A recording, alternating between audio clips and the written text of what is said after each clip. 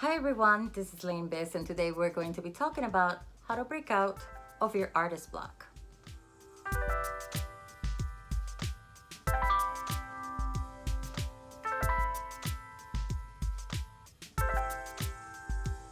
I used to work with K4 students, and whenever I would hand them paper and crayons, it was just amazing to me to see that they weren't saying, oh, I don't want to paint today. Today is not a good day for me to paint. I'm not inspired to do so. They were excited to create something. They didn't care whether it was good or not. They were just all about creating some art. And it's so important to kind of connect with that inner child in order to continue to be a successful artist. Sometimes we tend to rationalize that the reason we don't want to create art is because we're either not making money with it, or because we're not gaining awards, or we don't have shows, or no one is liking our stuff. In reality, art is one of those ventures that should only be making one person happy, and that person should be you. Art is akin to therapy. It's not only cathartic because it allows you to get some feelings out of you, but you feel good in the end because you've created something. And I realize that most of us have to make money either with our artwork or with another endeavor, but having to make money with our artwork, sometimes it sucks the joy right out of it. And that in itself creates a block. So here's some tips that I use in order to get myself out of the slump.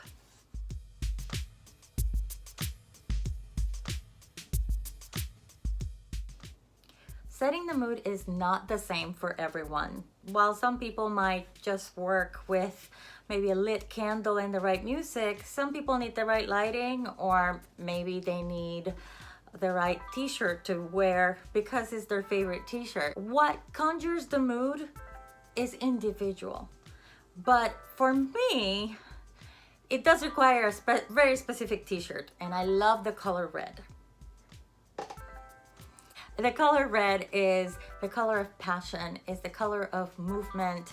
So for some people, it doesn't mean the same thing. You should surround yourself with the colors that you love, with the colors that you feel most inspired with. And for me, that is red. Second, you may want to look at your desk. This is not the desk I draw on. The desk I draw on is over on this side, and it is a mess. However, it's my mess and I can find things. If you're okay with your mess, that's fine. But you may want to consider whether or not that mess is conducive to being productive. If it's not, then clear it out. For me, I can work around it. There are certain things that must be on my desk. For example, paints or brushes that I'm using, maybe even some books, because I might be reading something. I might not be going to my desk to create. Perhaps I wanted to brush up on something or a technique before I actually started a piece of art. So that's why that book is there. So make sure that if something is on your desk, that there's a reason for it. Sometimes for me, it's really important that I look at my material and see how I can refresh it. So if my favorite palette is running low on certain colors, I try to go and buy those colors, or maybe buy a brand new brush that I've never used in order to see how I can integrate it into my work. That sort of thing makes you want to actually create artwork. So keep that in mind whenever you are in the process of purchasing something. Buying things shouldn't be just for the sake of buying. They should have a purpose. If you have a purpose for it, it's gonna inspire you to create something, thus the mood will arrive. I very slightly talked about aromatherapy, and though aromatherapy is not something I use all the time, I do like to have my office / studio smelling a very specific way. There are certain smells that really make me want to stay here. And you want to be surrounded with beautiful things. So not only does the decor matter, but also the way your home or your studio smells matters. So I happen to have a lot of cinnamon because I love that smell in my studio. And whenever possible, I love pomegranate. It's the little things, really.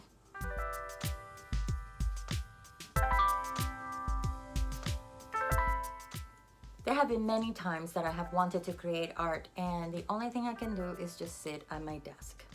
When you sit at your desk at a very specific time, what you're doing is you're creating a habit. When you create a habit, the thing that you're supposed to be accomplishing starts to happen.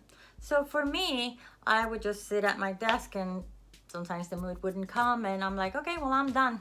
Sometimes what I would do is I would do a lot of calligraphy hand warm-ups, and if you don't know what those are, there's an actual video in my playlist where you can actually see some of the calligraphy warm-ups, and I do 3 whole pages of calligraphy warm-ups. By the time I'm done warming up, thoughts and ideas have come into my head that are ready to be on paper, and that has helped me a lot. If you're a calligraphy writer, or if you are a lettering writer, this is definitely something that you may want to try, especially when you don't know what to write. Having that warm-up time is very zen, it's very meditative, and you can actually start creating something worthwhile. The ritual of creation is something that I basically do for myself.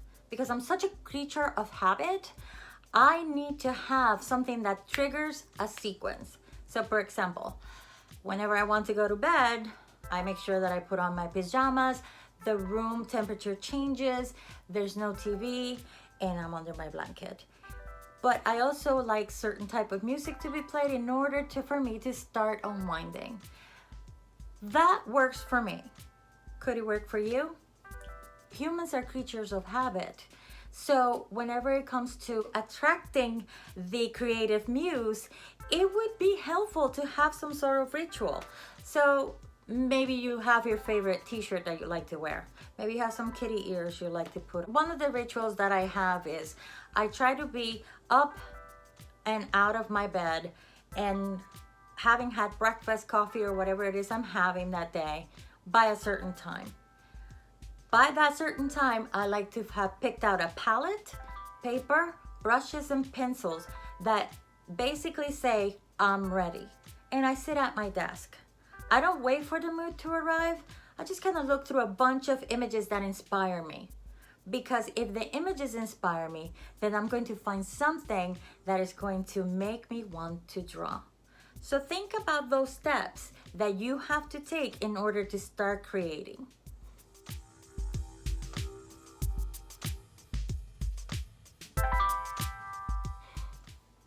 Honoring the mood is actually a feng shui philosophy. When you give honor to things, when you give the proper space to the things that you give value to, they honor you back. So for me, it's very important that I honor my mood, that I honor the mood of creation, that I honor that muse whenever she hits me over the head with an idea. Sometimes when the muse comes in and hits you over the head with an idea, is not at the most convenient time. So regardless of whether or not you can go ahead and express and execute your idea at that moment, or you may have to wait, there's certain things that you can do in order to hold the hand of the muse, so whenever you get home you can work it. One of those ways is having a little notebook ready. If you don't have a little notebook, maybe pulling out your phone or having an application where you can actually take some notes, or maybe some audio notes, would help out a lot. I know for me, sometimes I have to speak it, sometimes I can type it and it comes out just right, and when I get home, I'm ready to draw. When you get the urge to draw and you happen to be near your studio or at home, I try to always just say, you know, I need a moment, I need to go do this. Once again, it's part of that give honor and space to the thing that you prioritize, but so that thing can honor you back. When I am able to say, okay, in this moment I'm just gonna draw and I really need to dedicate time and space for this, I find that my muse returns more often, and when she does, the ideas are great. So whenever you find that urge or that need to go ahead and draw, honor it. Take a moment, go to your studio, do what you need to do, and then go on with life. Another thing I like to do is, while I'm in the process of creation, I like to turn on a very specific playlist The playlist is neither romantic or sad or happy. It's just music. Music that allows me not to think about anything critical. Sometimes whenever you shift your thinking from being critical and being perhaps not so kind to yourself, you tend to turn off the voices that say, that's your inner critic. So if you can turn off your inner critic by putting on music, you will be more successful in the process of creation. And you will be able to break through that artist block. So whenever possible, take some time and actually create a Spotify or in your Apple iTunes, create a list that is basically just for the sole purpose of creation, and that maybe can loop and loop and loop so you don't have to worry about putting on the next song. I actually happen to have several lists of music in my channel. However, because music tastes are so different from person to person, I highly recommend that you create your own. And if you happen to create your own, share it in the comments below, because I love music and I'll listen to anything.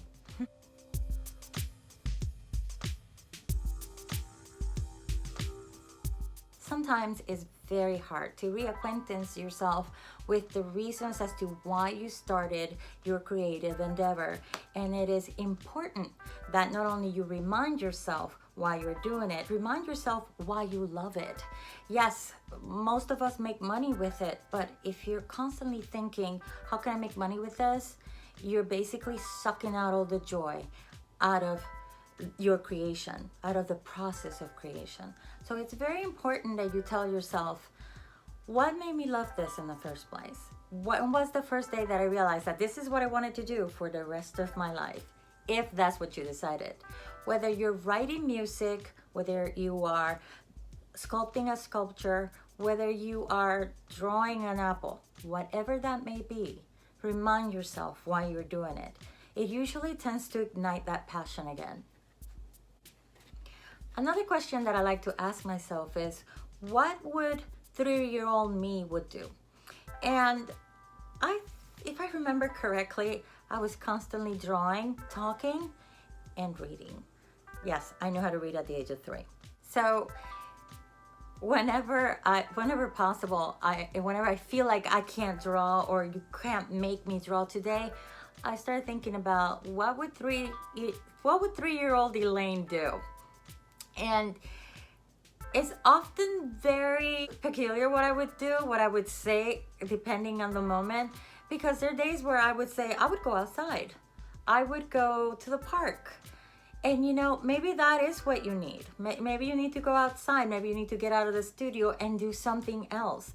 There is nothing wrong with following that little kid and having some playtime, some downtime from being constantly pressured to create in order to make money. Whenever you allow yourself time to play or time to watch a movie or have just some free time, you actually allow for yourself to be creative. You give yourself a break. In giving yourself a break, you allow yourself to break through the artist block or whatever, writer's block or composer's block, whatever you might be going through. Another reason you may not be creating is fear. You're either afraid people are not gonna like it, or that it's not good enough, or you're gonna waste material, time, whatever. You may have different fears for whatever reason. If your problem is in fact fear, you need to really be honest with yourself. One thing that has helped me is journaling. I like to just write out all of my worries on a piece of paper, and after I'm done writing them, I usually feel better about proceeding in the process of creation of whatever piece I'm working on. The idea of fear is that it keeps you safe. If you don't try anything, you don't fail at anything. To be creative is to be courageous. So you have to be honest with yourself about the feelings that you're having so you can get past them. There are so many things that you can do in order to get past your writer's block or your artist block or your composer's block. But some of the things that you need to always make yourself aware is that any artistic endeavor, whenever you're pursuing it, practice makes great. No one is perfect. No one is perfect. They might look perfect, but they're not. So it's really important that you give yourself and allow yourself the freedom to make mistakes. Sometimes mistakes can be a fabulous way of discovering something, maybe even a different art style. And because there is no such thing as perfection, you can be free from the burden of having to please everyone and be perfect for everyone. Just be great. Be good enough for you. Don't worry about anyone else. Don't censor yourself. Put your work out there. Lastly, there's a saying that says, time you enjoy wasting is not wasted. I like to say, paper that you enjoy wasting wasn't wasted, or paint that you enjoy wasting was not wasted. It's so important that you realize that whatever material you are consuming in the process of creation is not a waste. You're getting somewhere. Liberate yourself from feeling like, oh no, I have to buy paper and it has to be very expensive or anything like that. All you have to do is have paper, have your material, start where you're at, and just create. Nothing is ever wasted. Thank you so much for watching. And if you're a deep dive Patreon supporter, you will have this particular lesson as a downloadable in Patreon. So go check that out. You can print it out and just put it in your studio and allow yourself to have days off and allow yourself to have moments in the process of creation. Again, thank you so much for watching. Please like, comment, and subscribe, and don't forget to hit that notifications bell, otherwise YouTube is not gonna tell you I've uploaded a new video. Thanks again, and go make something couture.